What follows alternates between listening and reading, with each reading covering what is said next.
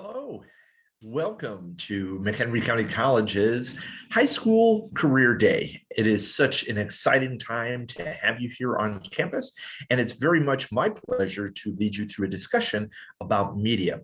My name is Jim Stockwell, and I am an instructor here at the college. I've been here since 2003, and it is my distinct pleasure to introduce you to an area that I've had a lot of experience with over my career. I wanted to personally thank Mr. Mike Kennedy, who is here with us today. He is going to be running the computer. I have to be elsewhere, but what better way to learn about media than actually through media itself? So I have a PowerPoint, which you'll have access to as well. And when we're done, you'll also have my email address in which you can feel free to send me an email at any time. If there's any questions, comments, or anything you'd like to know, I'd be happy to do that. So let's get rolling. What do you say? So I'm going to share my screen, and I do have a PowerPoint made for you. And as you can see from the PowerPoint, it is all about going into media, right? Going into media. I have, again, had the very distinct opportunity to work in many of these different fields, and that's what I plan to share with you today. And we'll also talk in detail about some of the things that you can learn in school that you can apply when you get out into the workforce. Okay, so the session's going to work kind of like this. As I have been teaching for well over 20 years at the collegiate level, I usually outline what's going on for a particular class or a particular session or a workshop. So I'm going to do the same thing for you guys. We're going to look at my background to begin, so you can kind of have an idea of where I learned what I learned. We'll also talk a little bit about media itself. It's that word that kind of bounces around a little bit, but it would be very, very helpful if we actually knew what it was. So that'll be a good starting point. Then we'll talk a little bit about radio, which is a very interesting area. People are curious about it because it has evolved greatly over the past decade and a half, so it has really changed, but some of the principles are still the same. Television is also one of those things that has evolved drastically, actually, over the last, probably 20 or 25 years, and so we'll look at some of those aspects there. And then, of course, one of my favorite areas to discuss is film and media and film and videos, things like that. So we'll break it down into that area. Again, as you have questions, if you want to write them down and you want to send them to me, that is fine. Also, Mr. Kennedy is very, very experienced with a lot of different things, so I know that he'll do a fantastic job if you ask him certain things. Now, one of the things that I really was thinking about when we came in here is that we want to usually start on time. And I had a situation yesterday in class where one of the computers was not working right away when class started.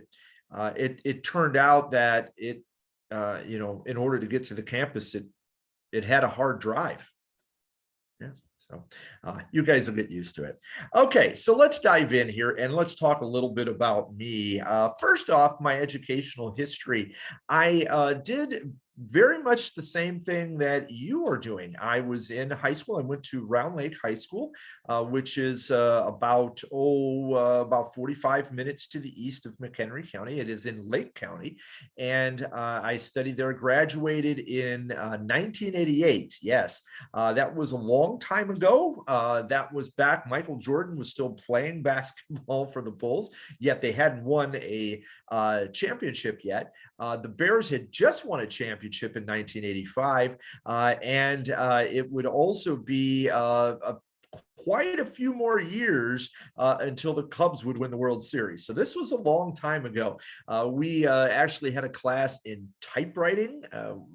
We didn't really work on computers too much. I wrote a term paper on an actual typewriter. So when you get home, ask your parents, What is a typewriter? They'll probably have something good to tell you about.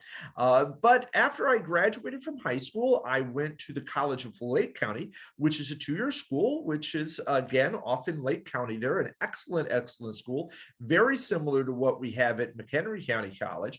And I studied there. I kind of bounced around through a variety of different areas that I liked. I was interested in architecture. I was also interested in some sort of business or business related, uh, curriculum, things like that. So I kind of worked there, but I had a fondness for sports, as you probably could have noticed.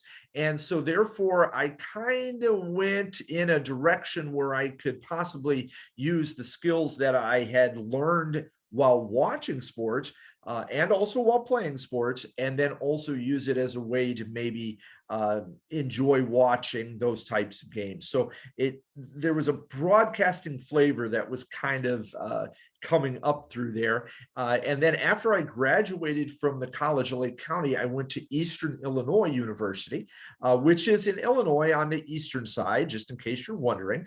And I studied actually in the area of communication, but I focused in on the actual elements of media. Actually, my degree was radio, television, and film. I really enjoyed it, got a lot of cool experience, got a lot of neat information, got some very, very unique opportunities. Absolutely loved it. And then that's what happened to me as I went into the workforce at that point. So I left EIU and I went into television and television production right away. I actually kind of bounced around from a couple of TV stations. And then I also realized at that moment that I had the face for radio. So I kind of moved over to radio as well. And I did a couple of different formats of radio, enjoyed that immensely. I did some talk radio, did some broadcasting of games of different basketball and baseball and things like that. So I really enjoyed that immensely. And then I returned to Eastern and pursued my master's degree, which I went in the area of interpersonal and organizational communication, which allowed me the opportunity to do something that I hadn't done before, and that was get into a classroom and teach. And as soon as that happened, I realized where my calling was. So I was able to take a lot of the understanding and the subjects that I studied in media, and I was actually able to apply it and then teach students like yourselves in that area. Okay. So currently now at this point, after working through a lot of different things, I am an instructor of film and broadcast journalism here at McHenry County College. I have been at the college since 2003. I became a full-time member of the faculty in 2014, and I have been teaching constantly for almost 20 years now. I've really just consider this a absolute privilege to be here. I love doing this. I learn more about things, and I'm one of those rare individuals that you'll meet that actually going to the movies is part of my career. I get to go and watch movies, and then I can bring that back to the classroom. So that's kind of good work if you can find it, and I hopefully will inspire you to kind of follow along in that kind of manner. So that's a little bit about me. I have a variety of background in radio, television. Actually, I have a little work of film. I did have the very distinct honor and privilege to work on our 50th anniversary documentary film that we made back in 2017. And so I've got fingers in a lot of different pies and have had a lot of unique experience. And I bring that to my classes. I teach not only an introduction to film class, I teach an advanced film class, I teach a introduction to speech class, and I have on occasion taught a introduction to broadcasting class. So all those classes fit right into my wheelhouse, and I thoroughly enjoy enlightening young students along the way, and hope that they enjoy it as well. Okay, so let's get into media first. Let's get into this aspect of the media and what it is. We've probably heard this name. Usually we put kind of maybe an adjective in front of it, social media sometimes, but media itself is kind of a entity that is widely responsible for the flow of information. Not only is it through various channels, but also from various different outlets in different countries. The world has gotten a lot smaller because we have this entity that's out there. Now, if we kind of think about it, there's several different facets, if you will. We think of the internet, we think of television, we think of radio, we think of newspapers, magazines, things like that. Now, if we go directly into what Oxford tells us, that's a good way of doing things, folks. When you're doing your studies, find an actual definition and kind of build from it. So Oxford or Webster's or something like that, find yourself a dictionary and find your definition, and you can build straight for it. And in this case, it is a means of communication, as in radio, television, newspapers, magazines, and the internet, as you can see from the clip art, that reach or influence people widely. Influence people widely. That is a big deal. When you get into this kind of a field, you have the opportunity to present people with information about subjects, and so it does influence us. Yesterday, we could have talked about the weather and what's going to happen on the next day, and that will influence people's behavior. We can also talk to them about maybe something that's happening at a store, and that will influence their behavior on whether or not they're going to buy a particular product. So it is a very, very powerful force, and it means that it is layered with various different abilities, but it also takes into account a very important approach to it, where we have to have a lot of integrity when we get into it. Okay, so let's dive in at this moment here, and we're going to talk a little bit about radio. Before I get into it, I had a really, really cool I guess you would call it experience is probably what it was, when I was at a garage sale over the summer, and somebody had a kind of an old-fashioned radio that was sitting there on one of the little tables that they had, and they were only selling it for $5, and I was really excited about it. I thought, oh, that is really cool. And the person who owned the house, they said, well, you know, there's a problem with that radio. The volume control doesn't work, but it's only $5. And so I thought to myself, well, even though it doesn't have the volume control, I can't turn that down. That's what my students get every day in class. Anyway, let's talk a little bit about radio. Let me give you a little bit of background when we first think about radio. You've probably heard of AM, FM, and you've probably heard of satellite. Let me give you a kind of an understanding of what those mean. AM stands for amplitude modulation. Very, very big word, right? Well, what does that really mean? It means the signal uses a modulation that is with the basically up and down amplitude, or as it bounces around, goes through the atmosphere that way. Usually speaking, that signal will reach larger area at nighttime because it doesn't have the same amount of cloud cover, and it can bounce and everything like that. So that's kind of cool there.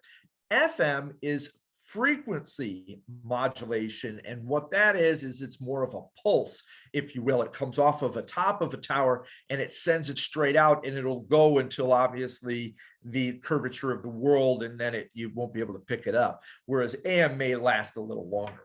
Now, of course, we have solved all of that problem with what we call satellite radio, which you subscribe to a particular whatever it happens to be, and then they send it directly to a receiver, and then you can have whatever type of music you want, or whatever kind of format that you want, just basically through your subscription. They all work the same way, though. That's the method at which it reaches the audience. That's what you have there. Now, we do also have a relatively new program idea, and that's what's called a podcast. What they do with these is it's usually a self-contained type of unit, maybe 15, 20 minutes, maybe 30 minutes, something like that, where you can record one, two, or multiple people talking about a subject, maybe having guests, maybe doing things like that, and they control that product. And then that product is like, you could just order it and you can listen to it all the way. It's a cool way. It's very similar to what we used to do with television programs. It's just done auditorily. Today, of course, sometimes we do videotape it as well, so people can watch the podcast if you like. That's an area that's kind of booming a little bit more in the radio business. The old standard disc jockey kind of feel has kind of gone the way out because of the satellite radio, but there is still people that can obviously do that, and podcasts help us that way. My background in radio is actually quite extensive. I had the opportunity to work in 4 different formats in my time in the radio business. I worked in talk radio, which was more magazine or news kind of driven. I would get various different stories and I would just deliver them to the audience that way. I also worked in an area of what we would call, as it turned out, rock and roll. Of course, my age, rock and roll means something a little different to a younger group. I tend to lean toward maybe, somebody like Boston or Foreigner or groups like that, where people may go with a little bit more of a newer bands, if you will. I also did oldies, which would be Elvis, Beatles, Beach Boys, things like that. That's actually my music. That's where I come from.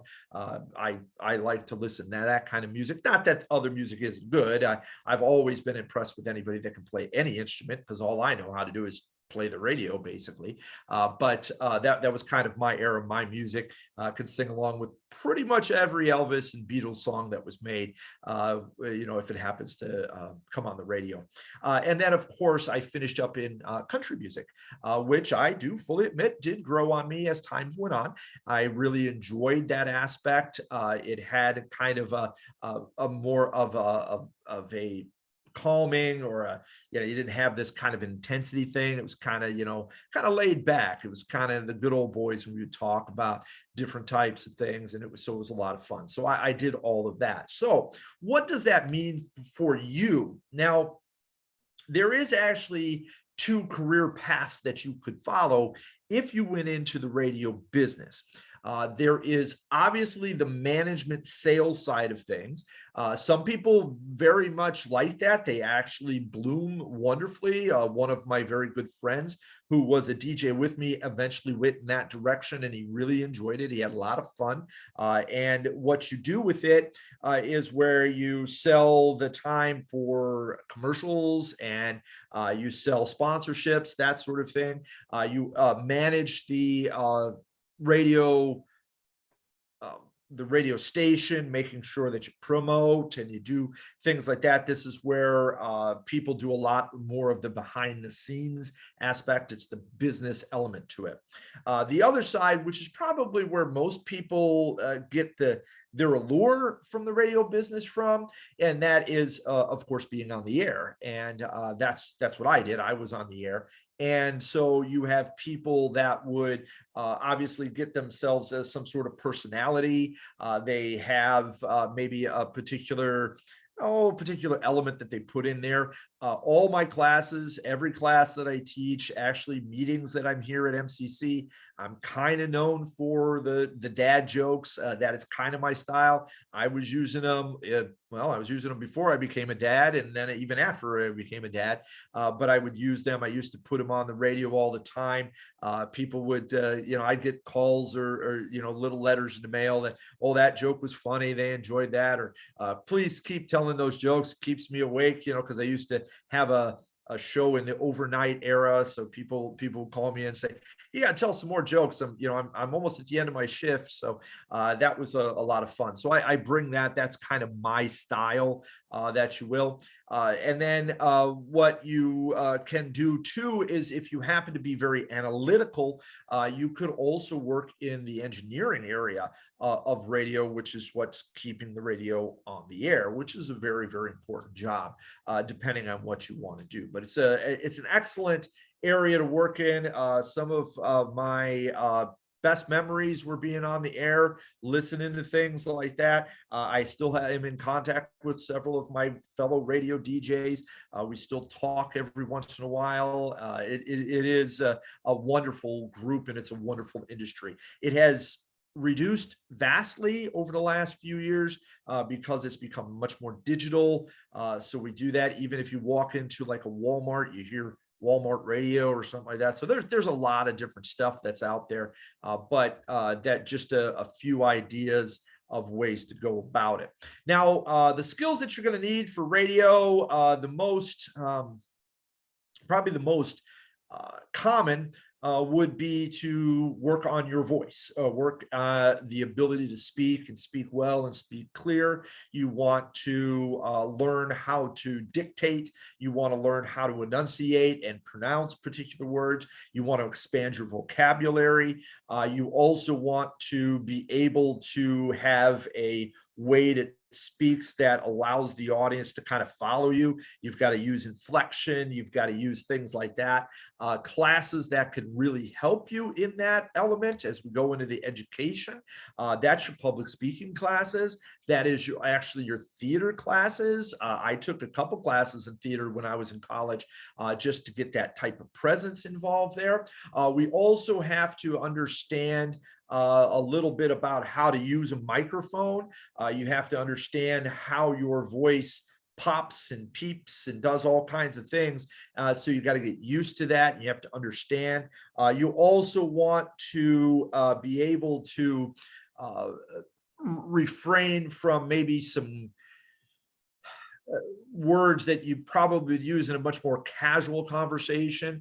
You might want to get a little bit more creative with certain things. You want to describe things. Also, your jokes have to be a little bit more on the, well, it's quite frankly, the dad joke side, a little bit that way. You don't want to necessarily get really overly controversial. Does that mean that it doesn't happen in radio? Of course not. It is a very, very common thing, especially as you get higher and up, that sort of thing. But what I would recommend, work on your voice, work on your presence, and then also work on being aware. Maybe take a class in history, take a class in some sort of geography, take a class in political science, so that you can get those pieces of information that you can use to put into a broadcast of some sort. Also, writing does help very well. You want to be able to share your thoughts, so you want to be able to write them down. So that will help you greatly in the world of radio. Another area that we have, of course, is television, right? You know, television is always a really popular idea. I was going to make a joke out about a TV controller, but I didn't find it remotely funny, so we won't use that one.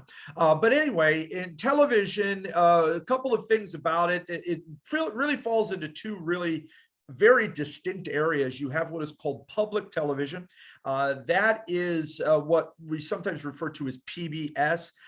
Maybe you have some of those shows. I'm trying to think of, like Paw Patrol or Sesame Street or some of those educational shows. Those are PBS. In the Chicagoland area, it was WTTW, Channel 11, that sort of thing. That's what we call a public television. It was designed to be educational and informative, and it was done through endowments and through donations, that sort of thing. The other side of that coin is what we call commercial. That is probably what most people are familiar with. That's your TV shows that have commercials in between them. That's how they pay for the TV shows. even in a situation where we've got streaming television shows, they are paid for by subscriptions, and sometimes they still have commercials involved there. I have had the fortunate experience to work for both sides of it. I worked for a PBS station out of Olney, Illinois, which is way down south. It is so down south that the squirrels down there are white, not brown, believe it or not. That's actually one of the areas that they live in.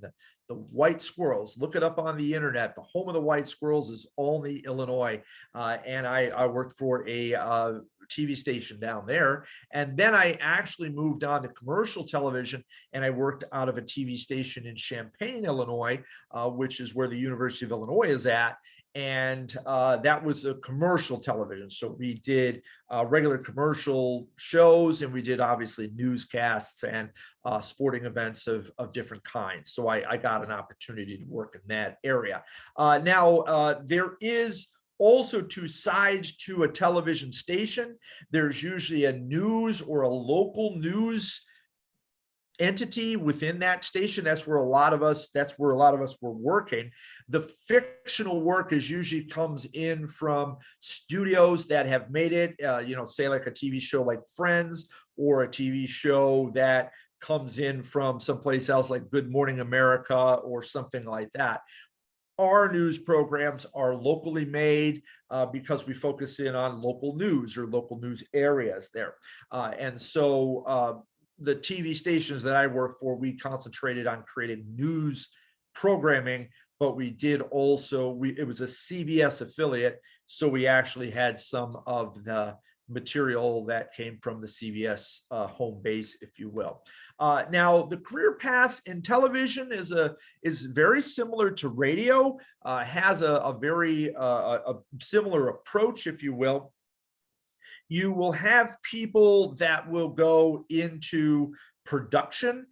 In other words, they'll go behind the scenes. They'll work in with camera operation. They'll work with audio operation. They'll work with writing. They'll also be lighting technicians. You have computer generated technicians, or what we used to call Chiron operators. You have your engineering. You have all of those things that make that. You actually have a smaller department that's in what they called videography, which is where they made commercials. They also have a sound system where you had somebody go in and voice the commercials. I got several opportunities to do that. That was a lot of fun. You go into a studio and you would read your script and you would do the commercial. I would voice the commercials. So that I had a lot of fun with. I've actually done a couple of commercials here at MCC, and I've also done some for different things around our community. So I really enjoy that. That's a lot of fun. So that's part of the career path for you. You can also go, of course, in front of the camera.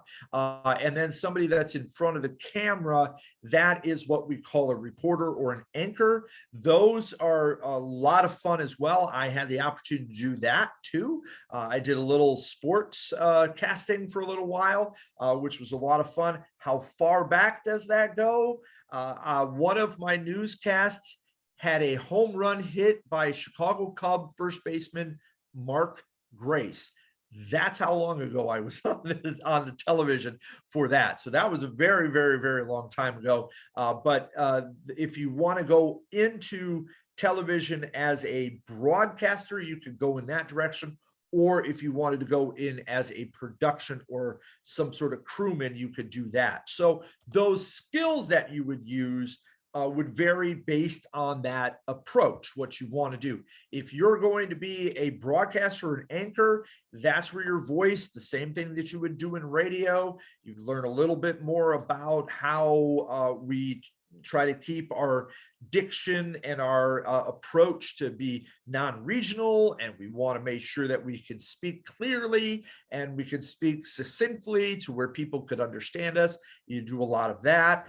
You also want to have probably knowledge of certain countries, so maybe a world geography class would work, Also, you may want to go toward a little bit of economics. That's a good idea too, just to have a working knowledge, especially when we talk about the stock market or something like that. And then also maybe a little political science, especially because that seems to be a dominant element in news, is obviously the political arena. If you were going to go into production, that's where you learn how to use and operate cameras, operate lighting systems, operate teleprompters, understand those various different components that you're going to use to produce it. This is also where you get a lot of your timing involved. Make sure you know how to approach it so that you can stay on it. There is nothing like a live television show. That is a rush that is incredible because you've got to get everything done in an amount at a time, and you don't have any leeway. You know, if the show has to be done from 10:30 to 10:45, you have 15 minutes to get it done, and it has to be in that 15 minutes. So it's really kind of an intense but a very enjoyable experience nonetheless. As far as your education was concerned, I would do the same thing that you would do as far as radio. I would actually lump them together. That's kind of what I did. I would study the various different styles of speaking. I would probably go in the direction of understanding production, understanding the way that television has evolved, maybe understand a little history of it. You certainly could do some sort of electronic or some sort of computer science, especially as television has evolved to use that. So those elements would definitely be very, very valuable to you if you were to go into the television industry. Okay, the last one that I've want to get into is obviously the movies and the movies that would go out there. I was actually very excited. I saw that there was a new movie coming out about clocks, which was really kind of cool because I thought it was about time. These are the jokes. That's how this works, guys. Anyway, film and movies. Film and movies are really my area of concentration. Yes, I worked in both film and I worked in both radio and television, but I have spent a lot of my educational journey in the world of film. I have studied them theoretically. I've studied them production-wise. Again, I had the opportunity to direct a film. I've had the opportunity to write films. I write on films at times. I had done several reviews over last couple of years for the Northwest Herald, writing reviews of various films that are out there.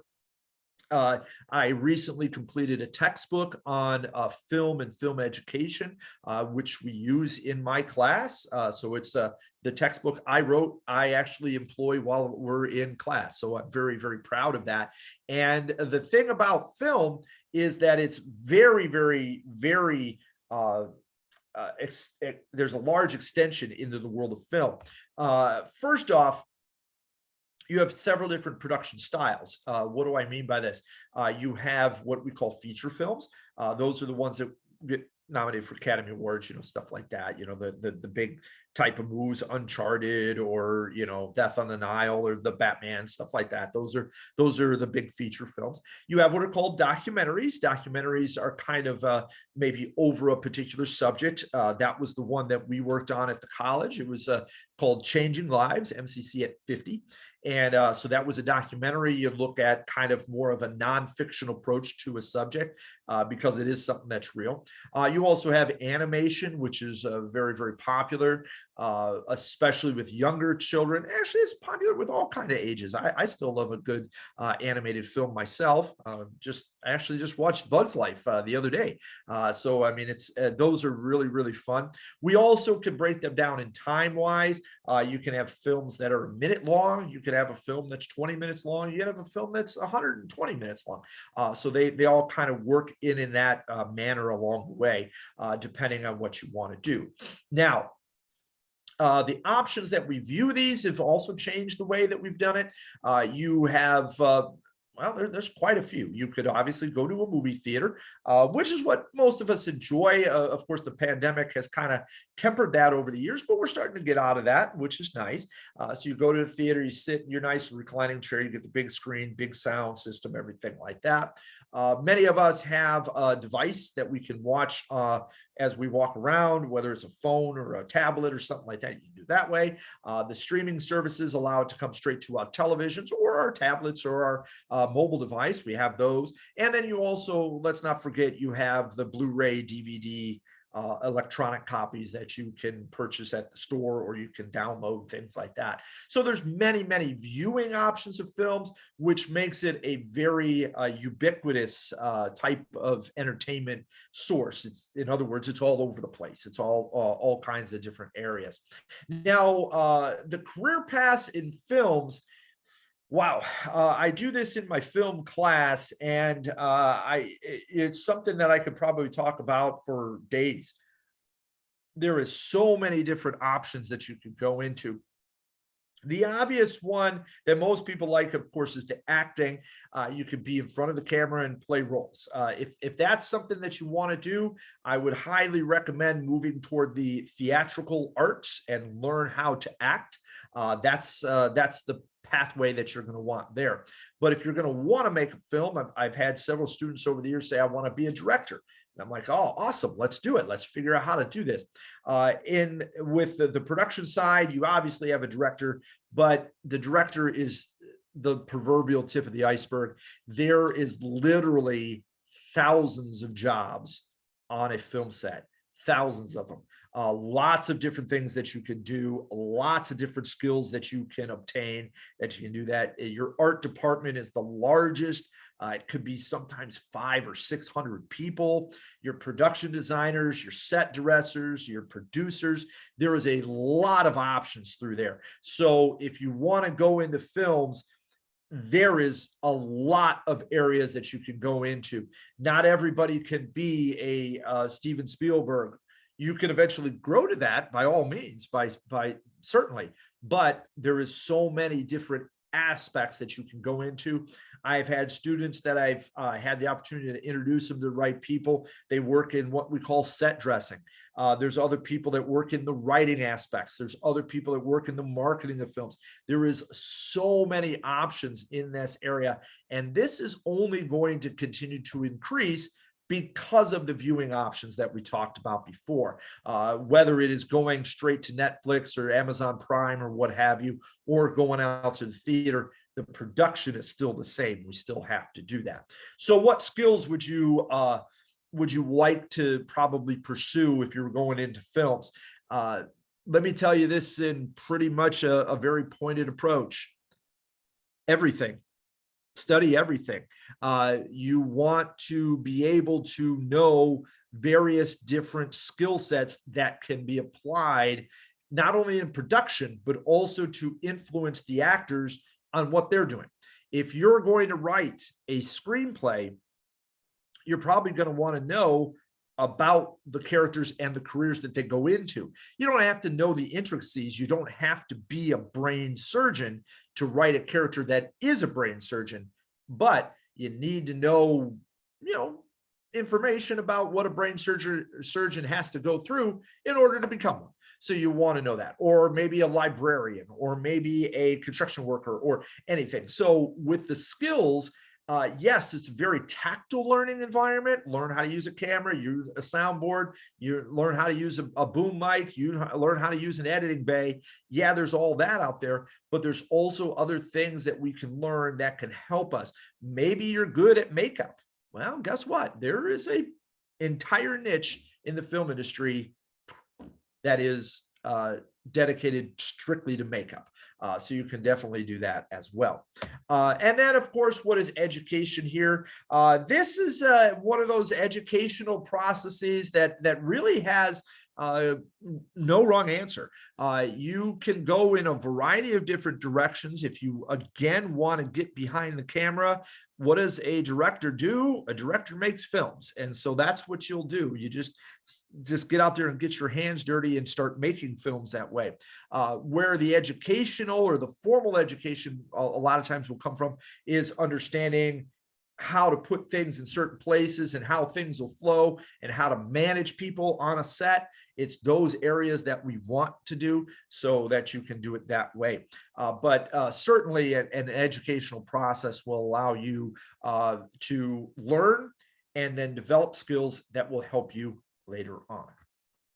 Okay, so what about MCC? Why would we want to come to MCC? Right? Well, why come here? Well, I got a really simple answer for that. Why not? Why would you not want to come here? Everything at MCC is at the top of the list to get you on those career paths. It's absolutely what Mr. Kennedy does in his department is tremendous. I've known Mr. Kennedy for a long time, and he does just fantastic work over there. And this is somebody that's going to help you to get ready for college and get ready to get into the workforce. So folks, this is the option. This is a great opportunity for you to learn and be prepared. And that's really what we want to do. And let's not beat around the bush. It is less expensive than it would be to go away to a four-year school. And so it gives you an opportunity to feel these things out. Take a class in astronomy, take a class in oceanography, take a class in anthropology, go take a class in chemistry, go learn a little bit about physical therapy, learn all these little things and find what you like, and then kind of let it blossom from there. So that works there. The various different pathways, there is several different departments that have been working very diligently over the last year and a half. Christina Swanson and her team, very, very big in developing these pathways. And when we say pathways, it is not something that we have to think as I've got to walk straight and narrow, straight down. No, what it does is it gives you options of things as you go through there. A pathway winds and twists, like when you go through a forest preserve. It doesn't go straight, it kind of winds around. And that's what our pathways give you. They give you the chance to cross over. Maybe you take a couple classes and you learn, oh, this is something I really like, and then you can go in that direction. But what it does is it prepares you to get ready for the next step in your educational journey, which a lot of times is on to that four-year institution. And we also have an incredible transfer department, and they help you all the way. We want you to feel that you're progressing to something. And so let's say you come in and say, you know what, I want to be a radio DJ. Awesome. Let's go this way, this way, this way, and we'll work to it. And then when you're ready to transfer or you're ready to go into the workforce, you are there. Everything's set up for you, and it gives you that wonderful opportunity to do that. Now, obviously, I have basically just scratched the surface on a lot of this stuff. I haven't really got into too much of that, but in a short session, we don't get that much of an opportunity. But if there is something that I can help you with, there is my contact information. You can send me an email at any time.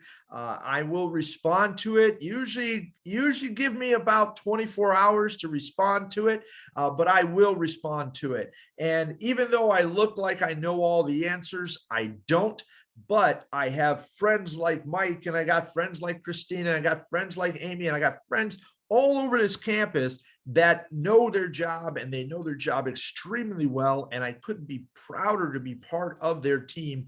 And so if you ask me a question that I don't know the answer to, I know somebody that does, and we'll get you into the right person. And that's what this is all about. We have a statement here at our college. Our focus is learning. Student success is our goal. I cannot tell you how proud the entire college is on graduation day. That is one of the best days on our campus because we are so proud of everybody, and every person helps you get to that stage. So certainly, I hope that you are coming this way. I hope to see you on campus. And most importantly, I hope to see you walk across that stage when you have reached that particular goal that you have in mind. And I'll give you a high five when you get through there. So thanks again for joining me. Make sure you send me emails with questions. Thanks again for Mr. Kennedy and all his hard work. And please let me know if I can do anything. I am here at MCC all the time. This is my job career. I originally had a job at an orange juice factory. I couldn't concentrate, so that's how I ended up here. But this is where I'm going to stay. And so please let me know. So good luck to you. Enjoy the rest of your day and enjoy the rest of your high school career. And we'll look forward to seeing you here at MCC in the not too distant future. Thank you so much. Bye-bye.